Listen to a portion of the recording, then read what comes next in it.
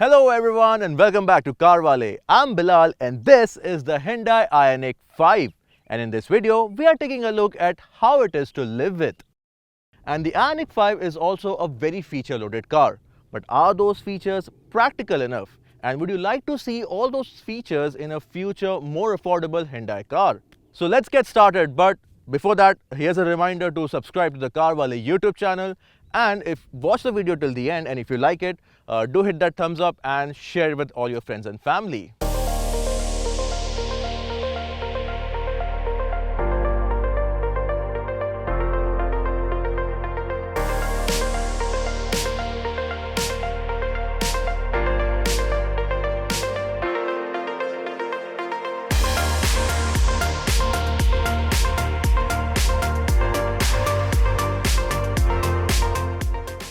The retro modern design or the minimalistic cabin of the Ioniq 5 is the talk of the town.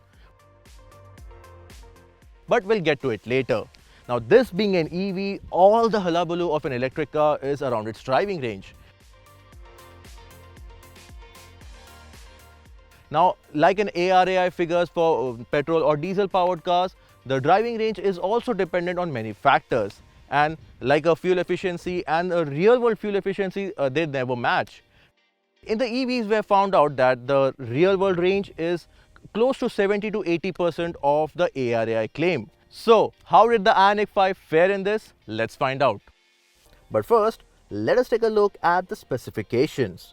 The Ioniq 5 on sale in India has a battery size of 72.6 kWh, feeding power to the motor mounted on the rear axle. Yes, this is a rear wheel drive car. The power is rated at 215 bhp and around 315 Newton meter, and the claim range for this configuration is 631 kilometers under the ARAI test cycle.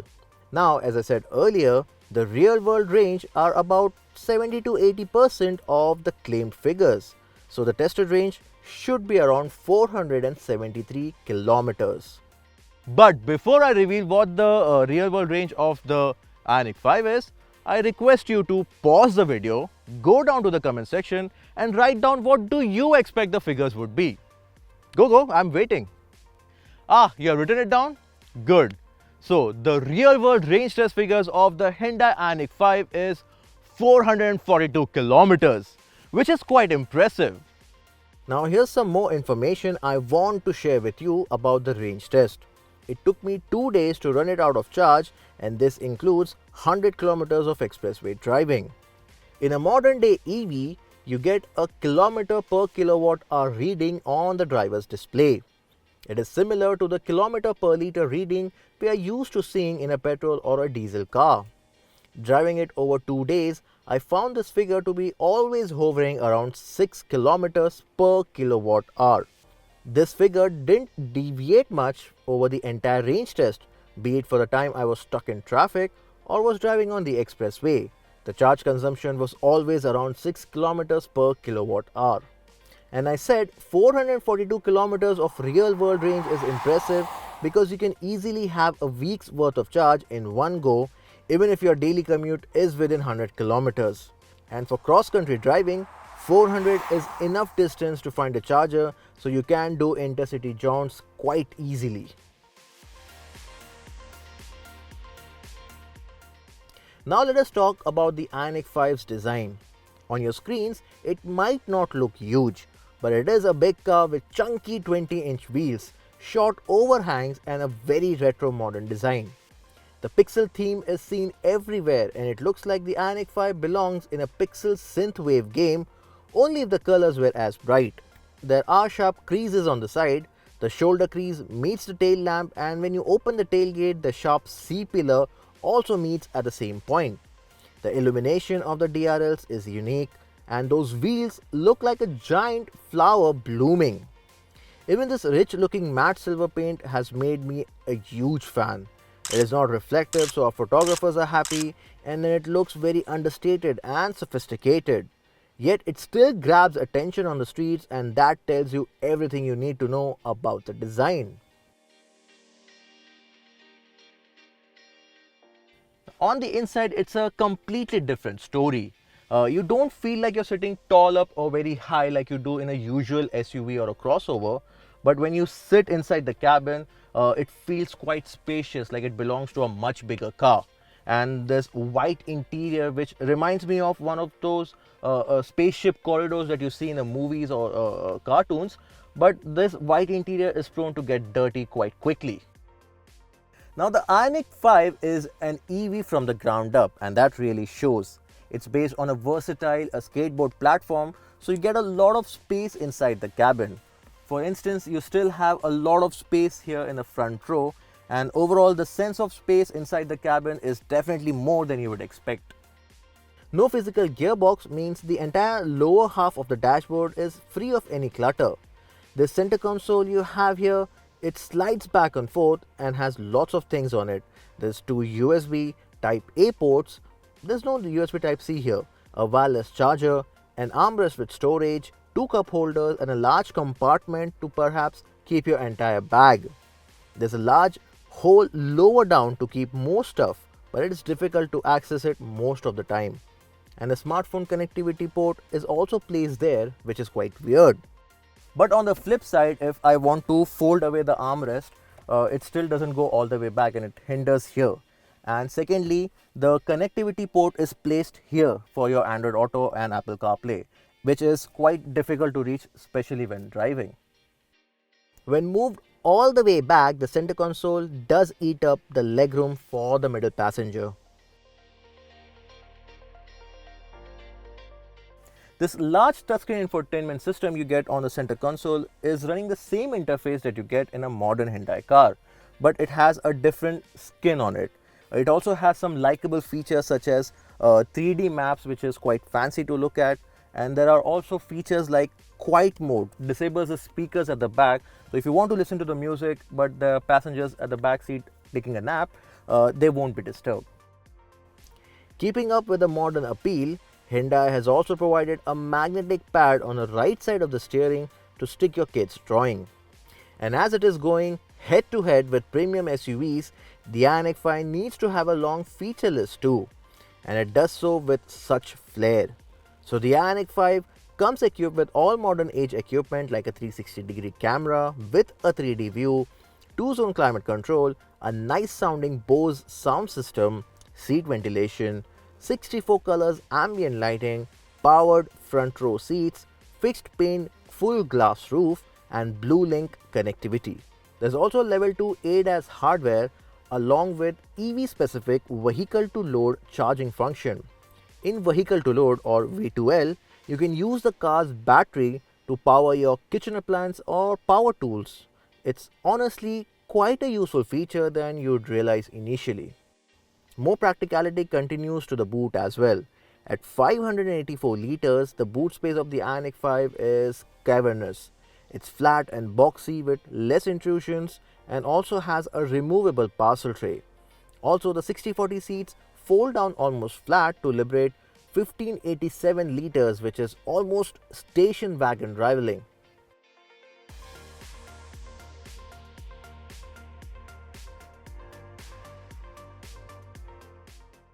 The Ioniq 5 also gets something called as the zero gravity seats. Now the speciality of these seats are that they are designed in such a way that they provide an optimum support to your spine, so that when you're spending long hours behind the wheel, you won't be tired, and that I have experienced firsthand.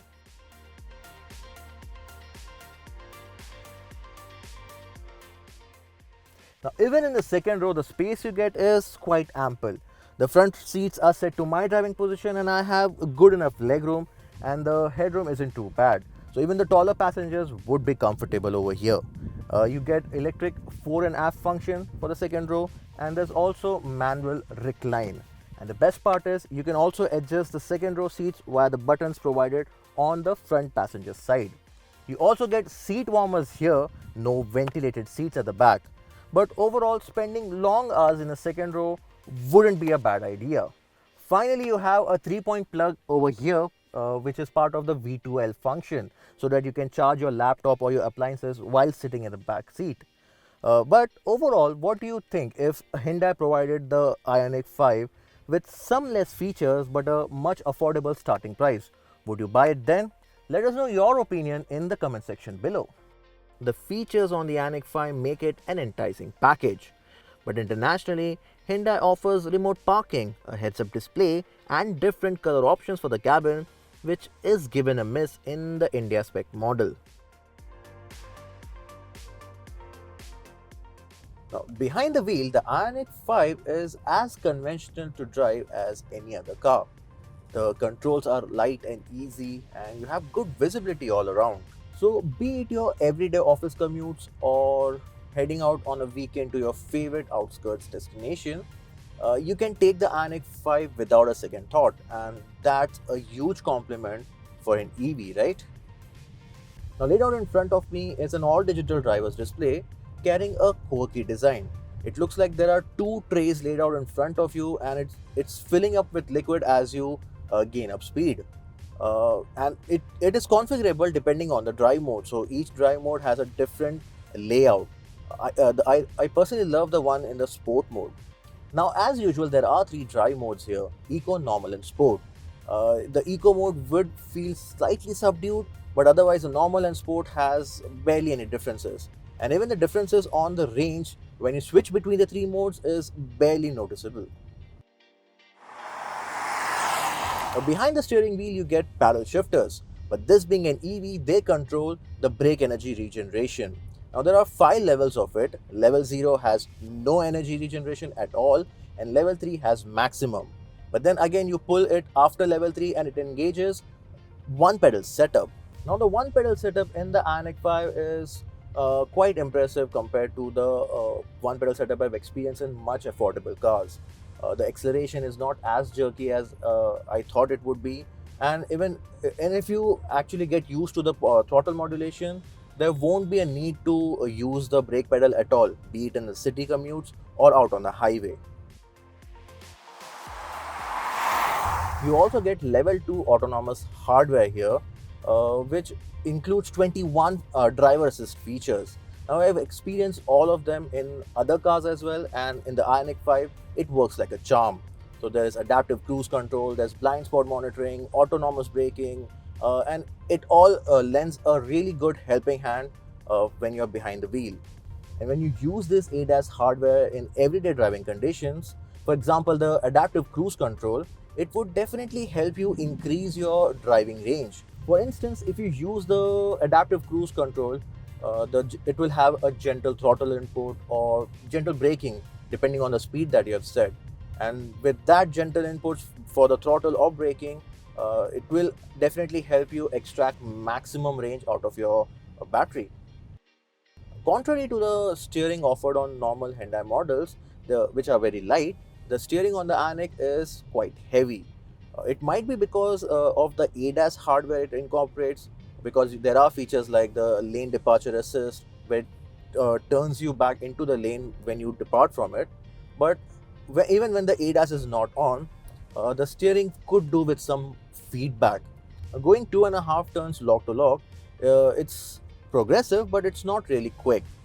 And when you do take a corner carrying slightly more speed than usual, this being a rear wheel drive, the front it goes light and the rear tends to come back around. But otherwise, if you drive it sedately and under normal driving condition for your office commute, or even carry triple digit speed on the highway, it doesn't cause us any reason to complain. Sitting on 20-inch wheels with 45 section tires, the ride on the Ioniq is slightly stiff, but it does have enough suspension travel. So it surprisingly manages to round off the sharp creases or ungainly potholes very nicely, which was quite surprising. So when the road starts to disappear, you might think twice that the 20-inch wheels might not get you through. But there's enough ground clearance and the suspension travel, it allows you to soldier on even if the roads disappear. So driving the Ioniq 5 for the past week has given me enough confidence that it can be the only car in your garage. It's a bold claim, I know, but I've experienced that it's got good range to back it up. It's easy to drive, there's good visibility all around. It's a Hyundai, so you don't have to worry about the service and sales network.